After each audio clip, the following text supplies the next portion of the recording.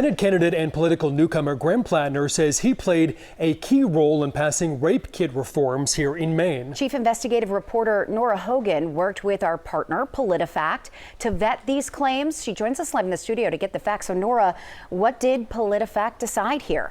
Well, Megan John, PolitiFact has what they call a truth-o-meter, which they use to rate claims on a scale of true to false based on extensive research. In this case, they weren't able to assign a rating.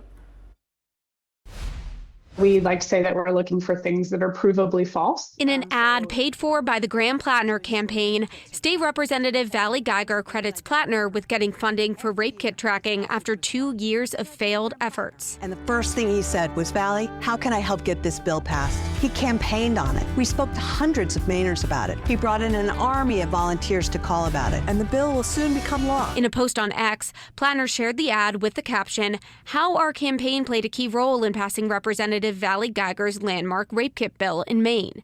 On January 6th of this year, Platner invited Geiger to speak about kit tracking during a town hall. And at that time, they also invited people to contact the governor's office about the rape kit testing.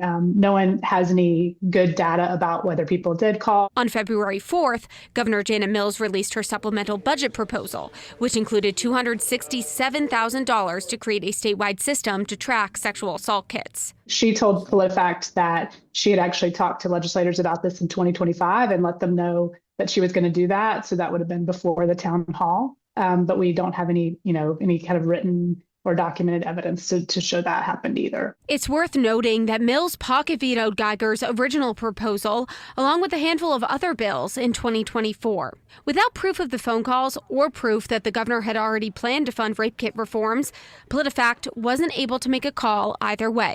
It's a little bit hard to decide who played what role and how much influence, any one piece of it had. 8 Investigates has been leading the way, covering the push for rape kit reform in Maine for over 2 years now. To see our complete coverage of this issue, visit our website at WMTW.com. In studio, I'm Nora Hogan for 8 Investigates.